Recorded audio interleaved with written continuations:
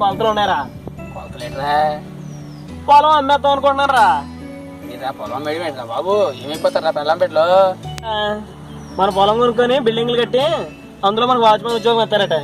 డబ్బులు మిగిలితే ఉద్యోగం ఉంటది. మన పొలం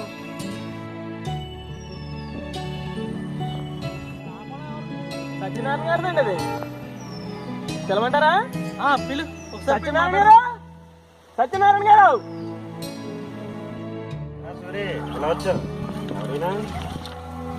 సార్ నా పేరు రియల్ ఎస్టేట్ రామారావు.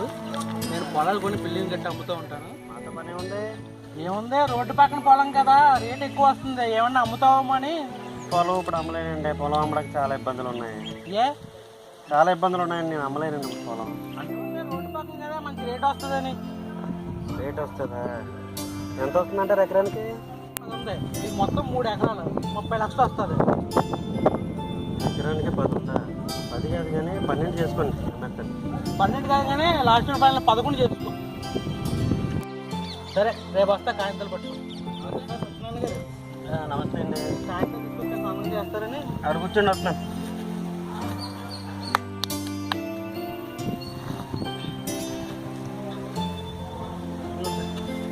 చూస్తారా? ఎక్కడైనా పెట్టాలి సంతకం? ఇక్కడే సార్. మరి మీకు అబ్బాయి కానీ అమ్మాయి కానీ ఎవరన్నా ఉన్నారా? అబ్బాయి ఉన్నాడండి. మరి వాడి సంతకం? వాడు వైజాగ్లో అగ్రికల్చర్ బీఎస్సీ చేస్తున్నాడు. వాడు కూడా కావాలా? వాడు కూడా కావాలి. ఏంటి సార్ కొత్త తక్కువ ఉంది? మనం మాట్లాడుకుంది 33 కదా. అంటే ఏం లేదు, అబ్బాయి సంతకం చేసినది మిగతా 10 ఇస్తాను. సంతకం చేసిన 10 ఇస్తారంటారా? సరే, దగ్గర పంపిస్తారండి. ఓకే సరే, అయితే ఎంత? హలో, చిన్న నేను నాన్న మాట్లాడుతున్నా. ఎలా ఉన్నావు? బాగున్నావా? టైం తింటున్నావా? ఏం లేదనన్న, పొలం బేరానికి వచ్చింది. మంచి రేట్ వస్తుందంట. వాళ్ళతో మాట్లాడాను, నేను పిలిపించమన్నారు. ఒకసారి ఇంటికి వస్తావా? నాన్న ఏం లేదు, 2 రోజుల పనే ఉంటుంది. సరే నాన్న, అయితే నువ్వు బయలుదేరి ముందు ఫోన్ చెయ్య. జాగ్రత్త నాన్న, ఉంటాను. సార్, రేపు ఒకసారి పొలానికి రండి, మీతో మాట్లాడే పని ఉంది. అవునండి, పొలంలో ఉంటాను, వచ్చండి. సరే అండి. వైజాగ్లో చదువుతుందని చెప్పాను కదా, తిరగండి. సురేష్ పేరు. నమస్తే. మా నాన్నగారు పొలం అమ్మడానికి చెప్పి మీ దగ్గర అడ్వాన్స్ తీసుకున్నారంట కదండి. నేను సంతకం పెట్టనండి. పొలం అమ్మడం నాకు ఇష్టం లేదు. మీ నాన్నగారు ఇలాగే పొలం అమ్మడం చెప్పి మోసపోయి వీడికి కుటుంబం లేకుండా చేశారు.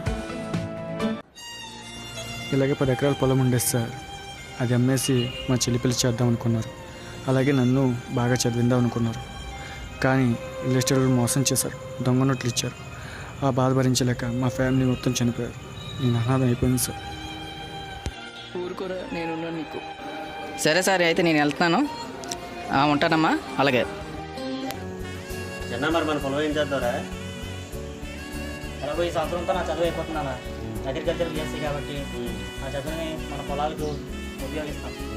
సేంద్రియ పద్ధతుల ద్వారా మన వ్యవసాయాన్ని అభివృద్ధి చేస్తాం. ఎందుకంటే రసాయనాలు ఉపయోగించడం వల్ల మన ఆరోగ్యాలు పాడవుతాయి అని చెప్తే మార్కెట్ చేయడం సత్తా నాకు ఉండదు. చదువుకున్నారు కదరా, మీరే చేయగలరా వ్యవసాయం? బాగా చదివిన మేమే వ్యవసాయాన్ని అభివృద్ధి చేయకపోతే రైతుల్ని ఏ దేవుడు ఏ నాయకుడు ఆదుకోలేడు. వ్యవసాయం చేశారు, మన నాన్న వ్యవసాయం చేశారు అని గొప్పగా చెప్పుకోవడం కాదు. మనం చేద్దాం వ్యవసాయం. సంస్కృతులు, సాంప్రదాయాలు, ఆస్తులు కాదు, వృత్తులు తరతరాలు పెంచుదాం. అక్కడెక్కడికో పోయి ఆడి ధర్మేదాకా ఉండే కంటే మన ఊర్లోనే ఉండి మనం వ్యవసాయం చేస్తూ బంగారాన్ని పండించుదాం. మన పొలాల్ని మనం అభివృద్ధి చేసుకోవాలి.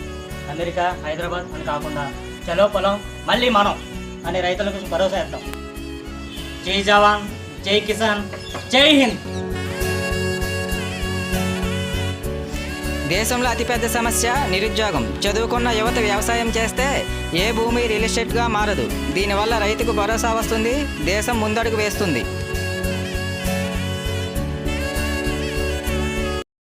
Let's go, Johnny!